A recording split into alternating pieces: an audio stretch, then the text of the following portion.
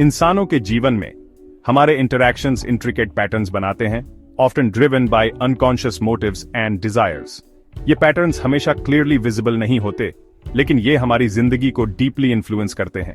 हम रिलेशनशिप्स के एक कॉम्प्लेक्स वेब में नेविगेट करते हैं, connection, validation and a sense of belonging ढूंढते हैं। चाहे वो फैमिली के साथ हो, फ्रेंड्स के साथ या कॉलीग्स के साथ, हमारे इंटरैक्शंस हमारी आइडेंटिटी और दुनिया में हमारी जगह को शेप करते हैं।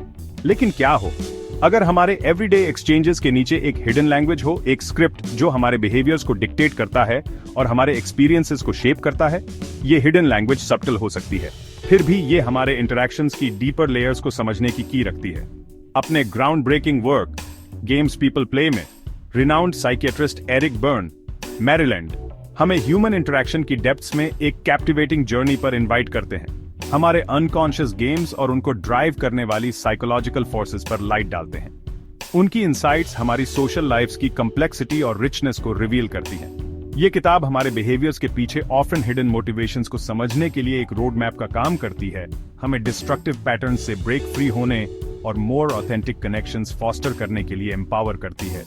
ये हमें गेम्स को रिकॉग्नाइज और चेंज करने के लिए प्रैक्टिकल टूल्स प्रोवाइड करती है। ट्रांजैक्शनल एनालिसिस के अपने इंसाइटफुल एनालिसिस के थ्रू बर्न ह्यूमन इंटरैक्शन के बिल्डिंग ब्लॉक्स को डीकंस्ट्रक्ट करते हैं। गेम्स पीपल प्ले को प्रेडिक्टेबल पैटर्न्स की एक सीरीज के रूप में रिवील करते हैं, जो हमारे अर्ली चाइल्डहुड एक्सपीरियंसेस से स्टेम करते हैं। इन पैटर्न्स को हमारे फैमिलीज में अडॉप्ट किए गए रोल्स और डेवलप किए गए कोपिंग मैकेनिज्म्स से ट्रेस बैक किया जा सकता है। इन गेम्स को समझकर हम खुद को और दूसरों को प्रोफाउंडली समझ सकते हैं, मोर फुलफिलिंग एंड मीनिंगफुल रिलेशनशिप्स के लिए रास्ता बना सकते हैं। ये अंडरस्टैंडिंग हमें मोर इफेक्टिवली कम्युनिकेट करने और stronger, more genuine connections build करने में अलाउ करती है। हमारे साथ ज्वाइन कीजिए as we delve into the 4 concepts of games people play, human interaction की इंट्रिकेट डायनामिक्स को एक्सप्लोर करते हुए और more genuine and rewarding connections build करने के सीक्रेट्स को अनकवर करते हुए। साथ मिलकर हम अपनी लाइव्स में डीपर अंडरस्टैंडिंग और मोर मीनिंगफुल रिलेशनशिप्स की पोटेंशियल को अनलॉक करेंगे। बर्न्स थ्योरी के हार्ट में ईगो स्टेट्स का कॉन्सेप्ट है, थॉट, फीलिंग एंड बिहेवियर के डिस्टिंक्ट पैटर्न्स जो हम सबके पास होते हैं। ये ईगो स्टेट्स सिर्फ फ्लीटिंग मूड्स नहीं हैं, बल्कि हमारी पर्सनैलिटी के डीपली इनग्रेन्ड एस्पेक्ट्स हैं, जो ये शेप करते हैं कि हम अपने आसपास की दुनिया के साथ कैसे इंटरैक्ट करते हैं। Burn 3 primary ego states identify करते हैं, पेरेंट, एडल्ट एंड चाइल्ड। हर एक हमारी पर्सनैलिटी के एक डिफरेंट एस्पेक्ट को रिप्रेजेंट करता है। ये स्टेट्स अलग अलग लेंसेज की तरह हैं, जिनके थ्रू हम अपने एक्सपीरियंसेस को देखते हैं और रिस्पॉन्ड करते हैं। पेरेंट ईगो स्टेट उन एटीट्यूड्स एंड बिहेवियर्स को एम्बॉडी करता है जो हमने अपने पेरेंट्स या अथॉरिटी फिगर्स से सीखे हैं। ये अथॉरिटी की एक इंटरनलाइज्ड वॉइस की तरह एक्ट करता है, हमें रूल्स एंड एक्सपेक्टेशंस के साथ गाइड करता है। ये नर्चरिंग और क्रिटिकल दोनों फॉर्म्स में मैनिफेस्ट हो सकता है, दूसरों के साथ हमारे इंटरैक्शंस को इन्फ्लुएंस करता है। नर्चरिंग एस्पेक्ट केयर और सपोर्ट प्रोवाइड करता है, जबकि क्रिटिकल एस्पेक्ट डिसिप्लिन और स्टैंडर्ड्स इन्फोर्स करता है। एडल्ट ईगो स्टेट हमारे रैशनल एंड ऑब्जेक्टिव सेल्फ को रिप्रेजेंट करता है, जो लॉजिक एंड प्रॉब्लम सॉल्विंग में ग्राउंडेड है। ये स्टेट हमारा डेटा प्रोसेसर है, इंफॉर्मेशन एनालाइज करता है और इमोशंस के बजाय फैक्ट्स के बेस पर डिसीजंस लेता है। जब हम एडल्ट ईगो स्टेट से ऑपरेट करते हैं, तब हम इंफॉर्मेशन को इफेक्टिवली प्रोसेस कर पाते हैं और साउंड जजमेंट्स ले पाते हैं। ये हमें कॉम्प्लेक्स सिचुएशंस को क्लैरिटी एंड रीजन के साथ नेविगेट करने में अलाउ करता है। फाइनली, चाइल्ड ईगो स्टेट हमारे चाइल्डहुड एक्सपीरियंसेस एंड इमोशंस को रिफ्लेक्ट करता है। ये स्टेट हमारी spontaneity, creativity and emotional responses का सोर्स है।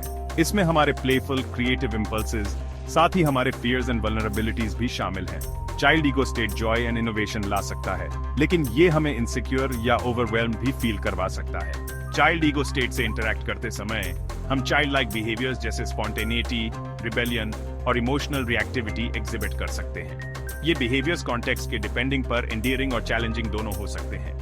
इन ईगो स्टेट्स को समझना उन गेम्स को रिकॉग्नाइज करने के लिए क्रूशियल है जो हम खेलते हैं। ये अवेयर होकर कि हम किस स्टेट से ऑपरेट कर रहे हैं, हम अपने एक्शंस एंड रिएक्शंस को बेहतर अंडरस्टैंड कर सकते हैं। अक्सर हमारे इंटरैक्शंस अनकॉन्शियस स्क्रिप्ट्स से स्टेम करते हैं, जो इन अर्ली एक्सपीरियंसेस में रूटेड होते हैं। स्क्रिप्ट्स जो डिक्टेट करते हैं कि हम वेरियस सिचुएशंस एंड पीपल को कैसे रिस्पॉन्ड करते हैं।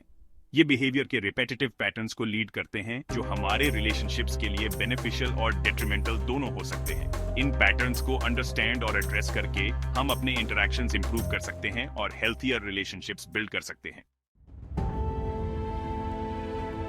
बर्न एक गेम को कॉम्प्लीमेंट्री अल्टीरियर ट्रांजैक्शंस की एक सीरीज के रूप में डिफाइन करते हैं जो एक वेल डिफाइंड प्रेडिक्टेबल आउटकम तक प्रोग्रेस करती है। असल में गेम्स बिहेवियर के रिपीटेटिव पैटर्न्स होते हैं जिनका एक कंसील्ड मोटिव होता है जो ऑफ्टन हमारे कॉन्शियस अवेयरनेस के बाहर प्ले किए जाते हैं। हालांकि इन गेम्स की एक कॉस्ट होती है। ये हमें genuine intimacy and connection experience करने से प्रिवेंट करते हैं, manipulation, conflict and emotional distress के साइकिल को परपेचुएट करते हैं। इन अनकॉन्शियस पैटर्न्स को लाइट में लाकर बर्न हमें इन डिस्ट्रक्टिव साइकिल्स से ब्रेक फ्री होने के लिए एम्पावर करते हैं और मोर ऑथेंटिक इंटरैक्शंस में एंगेज होने के लिए।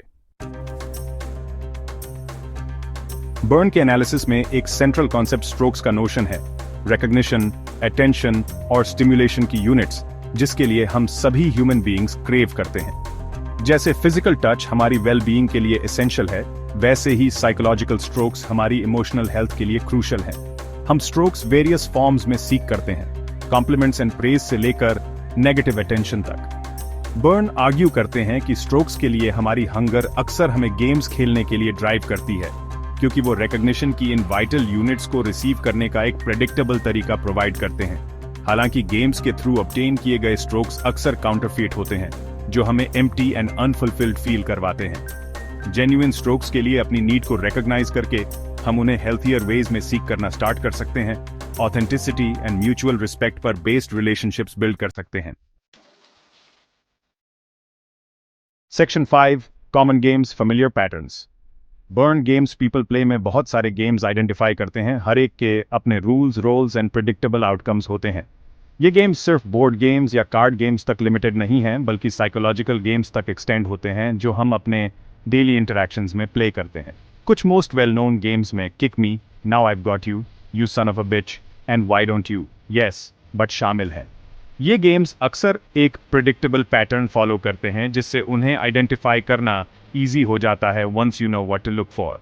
फॉर इंस्टेंस किक मी के गेम में एक इंडिविजुअल अनकॉन्शियसली खुद को क्रिटिसिज्म और फेलियर के लिए सेटअप करता है, अक्सर सब्टल बिहेवियर्स और एक्शंस के थ्रू अपने नेगेटिव सेल्फ बिलीफ्स को कंफर्म करने के लिए सीख करता है।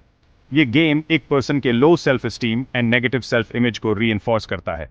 Now I got you, you son of a bitch में प्लेयर दूसरों में फॉल्ट ढूंढना सीख करता है, अक्सर माइनर इश्यूज को बढ़ा चढ़ाकर बताता है, इसे अपने एंगर और रिजेंटमेंट को जस्टिफाई करने के तरीके के रूप में यूज करता है।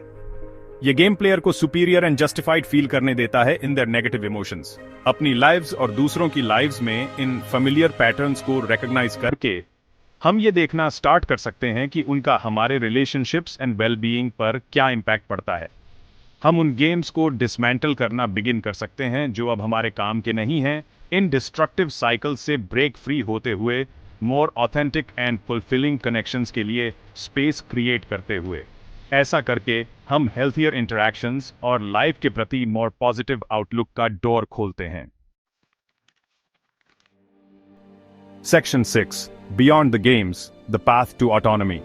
जबकि games people play human interaction के ऑफ्टन डिसफंक्शनल एस्पेक्ट्स में डेल्व करता है, बर्न का ultimate message hope and empowerment का है। उनका मानना है कि जिन गेम्स को हम प्ले करते हैं उनके बारे में अवेयर होकर हम इन लिमिटिंग पैटर्न्स से ब्रेक फ्री हो सकते हैं और अपनी लाइव्स एंड रिलेशनशिप्स में ग्रेटर ऑटोनॉमी अचीव कर सकते हैं। बर्न इस ऑटोनॉमी के टुवर्ड्स एक पैथ आउटलाइन करते हैं जिसे वो स्क्रिप्ट एनालिसिस कहते हैं। इस प्रोसेस में हमारे अनकॉन्शियस लाइफ स्क्रिप्ट्स को एग्जामिन करना इन्वॉल्व होता है, वो नैरेटिव्स जिन्हें हमने खुद के और दुनिया के बारे में इंटरनलाइज किया है, और उन गेम्स को आइडेंटिफाई करना जो हमें इन सेल्फ लिमिटिंग बिलीफ्स में ट्रैप्ड रखते हैं। इन स्क्रिप्ट्स को चैलेंज करके और न्यू मोर एम्पावरिंग नैरेटिव्स चूज करके हम अपनी लाइव्स के रूल्स रीराइट कर सकते हैं, authenticity, respect and genuine connection पर बिल्ट हेल्थियर रिलेशनशिप्स फॉस्टर कर सकते हैं।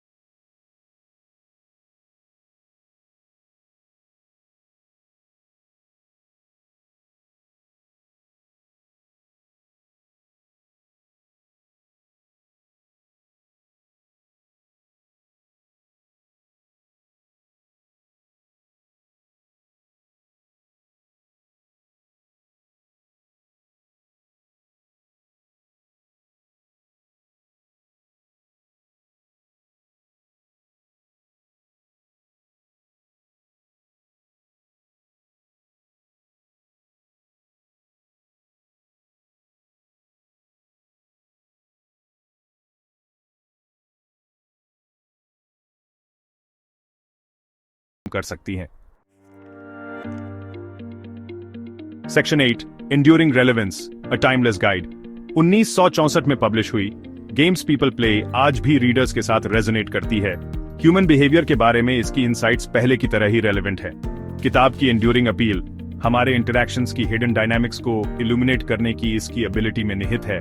अपने और दूसरों के बिहेवियर के पीछे मोटिवेशंस को समझने के लिए एक फ्रेमवर्क प्रोवाइड करती है।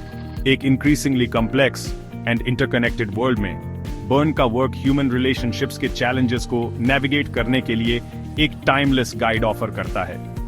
कम्युनिकेशन, इंटीमेसी एंड ऑटोनॉमी की परस्यूट के बारे में इसकी इनसाइट्स उन रीडर्स के साथ रेजोनेट करती रहती हैं जो more meaningful and authentic connections build करना चाहते हैं।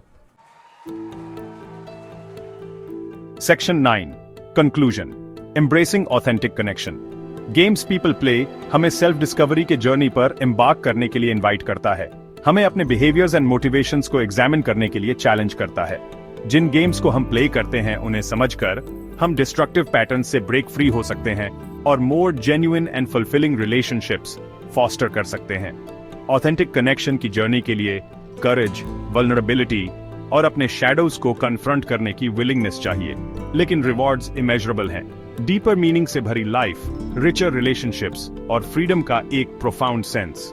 जैसा कि बर्न हमें याद दिलाते हैं, the only problem is to learn to recognize our own stale games and have the courage to change them. Games people play के सीक्रेट्स को अनलॉक करने की डायरेक्शन में पहला स्टेप लीजिए और greater self awareness, personal growth and authentic connection की अपनी जर्नी पर एम्बार्क कीजिए।